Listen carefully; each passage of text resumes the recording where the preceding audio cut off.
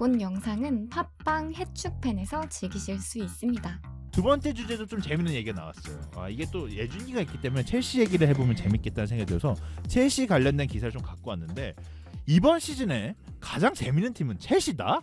라는 주제예요. 이게 참 첼시다? 이게 지금 올 시즌에 보니까 옵타에서 첼시 얘기가 많아요. 그 이유가 뭐냐면 이 첼시가 그래도 조금 화제가 되는 팀이지 않나라는 생각이 좀 드는데, 확실히 지금 어떤 내용이냐면 경기력은 첼시가 재밌는 팀이다 라고 얘기가 나와 있어요. 그래서 야, 이거 제가 이거 쭉 읽어보면서 그런가? 뭐 첼시가 좀 경기력이 좋은가? 사실 근데 경기력을 봤을 땐 첼시가 안 좋은 거 아닌가라는 생각이 들었는데, 옵타 기준만 봤을 때는 경기력은 재밌는 팀이다 첼시가 라고 얘기가 나왔어요. 근데 여기서 좀 제가 좀 보면서 길에서 얘기하면서 어떤 점이 좀 문제였냐면, 경기력이 올 시즌만 보고 판단한 거잖아요. 그러니까 총 네네네네. 12개의 경기잖아요. 네네네. 뭐 첼시가 강팀을 많이 만났는지 잘 모르겠습니다. 물론 강팀을 상대했을 때 지금 성적이 꽤 좋잖아요. 네. 되게 지금 의적 첼시예요. 맞아. 그러다 보니까 경기력이 좋다고 평가를 받을 수 있겠다는 생각이 들더라고요. 왜냐면 약팀을 상대로는 경기를 못했을 경기력이 나쁘진 않았을 거 아니에요. 그렇죠. 그렇죠. 골을 못 넣었겠지. 근데 강팀을 상대로도 경기력 좋고 또 의적을 하기도 하니까, 그러면 그럼 경기력이 높게 평가가 될 수도 있겠다는 생각이 좀 들더라고요. 이거 한번 내용 살펴볼게요. 첼시가 경기력이 좋아? 봤을 때 사실 저는 뭔 소리야, 첼시 막 지고 그러잖아, 뭐 비기고 그러잖아, 그럼 경기력이 안 좋은 거지라고 했는데, 옵타에서 봤을 때는 첼시는 지금 경기력만 봤을 때는 빅4에 들어가야 된다. 4위는 들어간다. 경기력만 봤을 때는. 경기력만 봤을 때는 라는 수치가 있어요. 감사합니다. 그래서, 되게 특이한 기록이다. 그래서 제가 이 경기력만 봤을 때 순위가 어떻게 되는지 한번 말씀드리도록 하겠습니다. 자, 리버풀 경기력만 봤을 때는 1등이더라고요. 24.4점이 리버풀이 기록을 해야 된다. 그게 이게 옵타 나름대로 자기가 경기력을 따른 승점을 환산한 수치인 거죠. 맞아요. 24.4점. 이게 네. 즉 옵타 기준에서 리버풀은 1위를 기록하고 있어야 된다. 그럼 이거를 직관적으로 보면 옵타가 생각하는 올 시즌 경기력 제일 좋은 팀은 리버풀이라고 리버풀이다. 보는 거네요. 그죠. 자, 2위 어디겠습니까? 맨시티겠죠. 맨시티죠. 네, 맨시티가 조금 떨어져요. 0.3점 부족합니다. 24.1. 제가 이거 24.1 이렇게 봤을 때 이거 아마 승점을 얘기하지 않았을까요? 그런 거 같아요. 승점을 좀 얘기한 것 같아요. 자, 3위 또 경기력 좋은 팀 하면 아스날 나와야 되잖아요. 네네. 네, 아스날이 3위를 기록하고 있습니다. 23.4. 그러니까 승점 정도, 경기력만 봤을 때는 이 정도 승점 쌓을 수 있을 것 같다. 그리고 3위 정도의 스코어를 기록해야 된다라고 얘기를 하고 있습니다. 자, 4위가 첼시입니다. 4위에 첼시가 기록했는데 더 특이한 건 아스날과 경기력이 똑같다고 봅니다. 경기력 점수가 똑같네요. 경기력 점수가 23.4입니다. 근데 첼시는 현재 16점을 기록하고 있습니다. 승점을. 몇이죠? 10위인가요? 그러면? 첼시가요 지금? 현재 실제 순위가요? 네. 네, 첼시가 지금 10위입니다. 네. 그래서 첼시는 현재 10위를 기록하고 있고, 사실은 경기력만 봤을 땐 4위를 기록해야 된다라는 기록이 있고요. 다음은 뉴캐슬이에요. 사실 뉴캐슬도 경기력이 되게 좋은 좋은가? 느낌은 아닌데. 했는데 23.3을 기록하고 있더라고요. 거의 그래서 5위를 기록하고 있습니다. 자, 뭐 그 다음에 빌라 있고, 브랜트포드 있고, 브라이튼 있고, 뭐 이런 팀들은 뭐 요즘 뭐 중위권 팀 중에 굉장히 좋은 폼을 보여주고 있는 팀들이니까 그렇다고 생각이 들 수 있습니다. 되게 특이한 거, 에버튼이 나옵니다.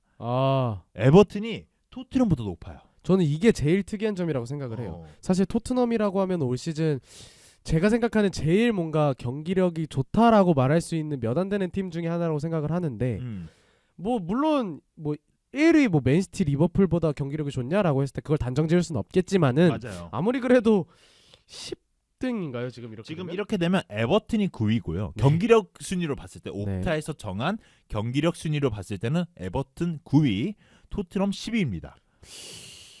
야, 이거 어떻게 해석해야 되나? 그래서 제가 아까 초반에 말씀드린 게 뭐냐면, 이게 강팀을 많이 상대한 거랑 약팀을 많이 상대한 거랑 이거가 조금 포인트가 좀 다를 수도 있겠구나.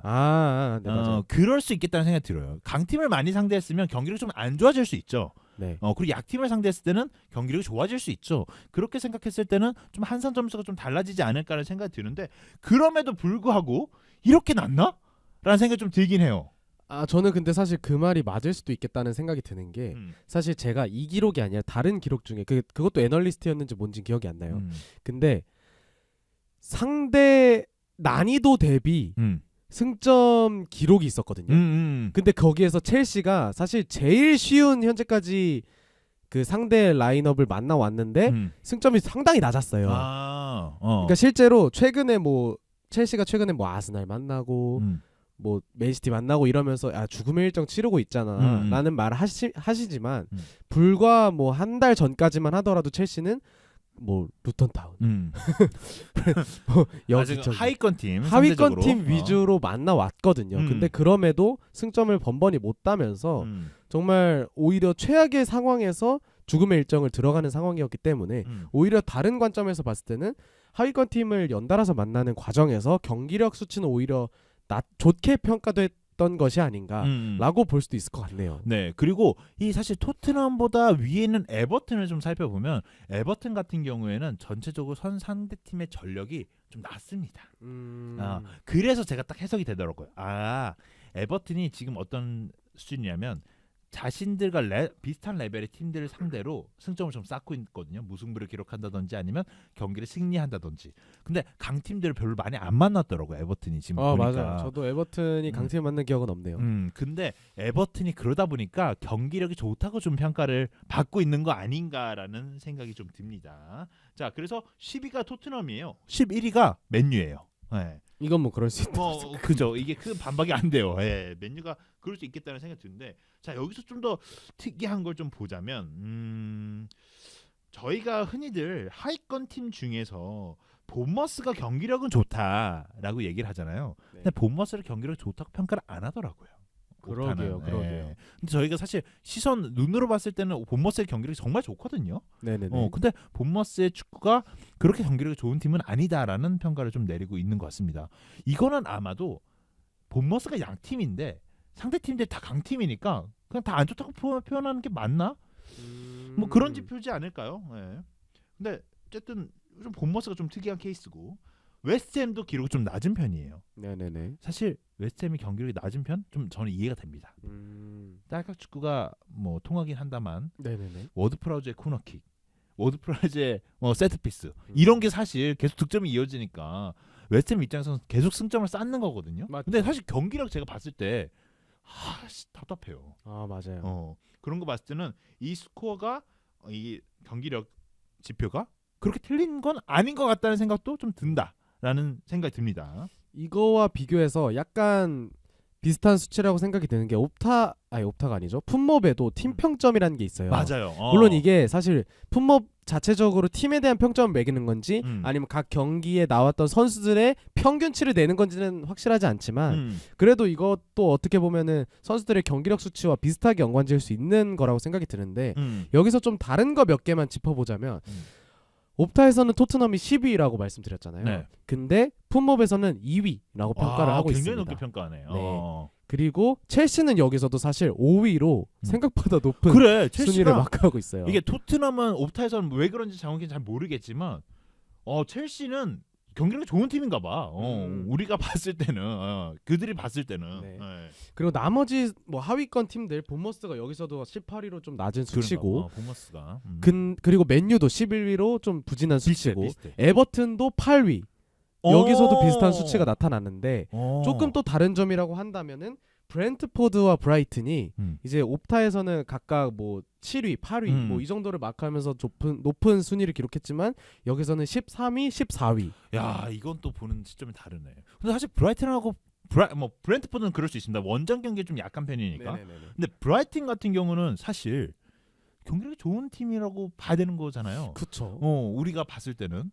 근데 또 기록상으로 봤을 때는 뭐 사실 좀 스코어가 안 좋다? 뭐 이런 그쵸. 생각을 드네요. 물론 이거를 말씀드릴 때는 사실 저희가 뭐 안티풋볼 이런 말도 하잖아요. 그래서 뭐 맨시티처럼 축구하는 게 경기력이 좋은 건지 아니면 과거 아틀레티코가 했던 것처럼 주저앉았다가 딸깍 뭐 이런 축구가 경기력이 좋은 건지 라는 가치 판단의 문제가 저는 충분히 개입될 수 있는 부분이라고 생각을 해요. 그래서 사실 저희가 느끼기에는 토트넘은 뭐 자기들이 맨날 주도하려고 하고 밀어붙이고 뭐 2명 퇴장당해도 라인 맞아, 올리고 맞아. 이러면은 뭐 경기력 좋은 거 아니야? 라고 생각할 수 있지만 또 어떤 데이터로 봤을 때는 그거는 조금 경기력과 치환될 수 없는 무언가가 있다고 볼 수도 있는 여지라고 저는 생각해서 이건 또 축구 팬들이 느끼는 것과 다른 이유가 좀 이런 부분에서 있지 않을까라는 생각을 하게 됩니다. 가장 중요한 포인트를 잘 말해준 것 같아요. 특히 수비력에 대한 부분. 그러니까 뭐 퇴장을 당해서 라인을 올려서 뒷공간에 많이 뚫리는 스탯들이 많이 쌓였을 거 아니에요. 그렇게 봤을 때는 또 토트넘의 경기력을 그렇게 좋게 평가를 못할 수도 있다는 수치들이 그쵸. 있을 거 아니에요. 그런 거 봤을 때는 또 옵타 기준이 또 맞을 수 있겠다는 생각이 드는 것 같아요. 어쨌든 통계를 통해서 이렇게 바라보는 시선은 좀 다를 수 있다라고 하는데 옵타 이 마지막 기사에서 어떻게 얘기를 하냐면 그러니까 결과 지금 크게 연연하지 말아라. 첼시는 곧 올라올 거다라고 또 얘기를 하더라고요. 예. 실제로 첼시가 뭐 계속 첼시 얘기를 하게 될 수밖에 없는데 포체티노가 시즌 초에 사실 저희가 영상으로도 다뤘던 것처럼 상당히 좀 고전했어요. 그래서 저는 첼시가 시즌 끝까지 이 경기력을 유지하더라도 할 말이 없다.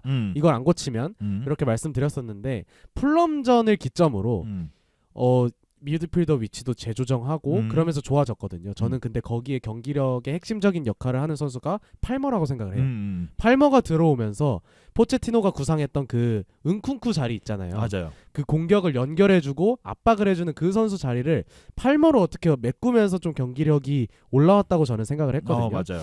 그런 점을 미뤄봤을 때 첼시가 확실히 시즌 초보다는 경기력 상승을 하고 있다는 점이 팬들의 눈에도 띌 정도로 좀 긍정적인 상황이라고 생각을 들고 그리고 옵타에서 말한 것처럼 지금은 비록 하위권이지만 경기력만 놓고 봤을 때는 곧 올라올 거다. 올라올 여지가 없진 않다. 물론 여기에 또 이제 마지막 그 전 문단에 이런 얘기 있죠. 뭐 포체티노 고쳐야 될 부분은 좀 있다. 근데 곧 올라올 거다. 경기력은 좋다라고 얘기가 좀 적혀 있습니다.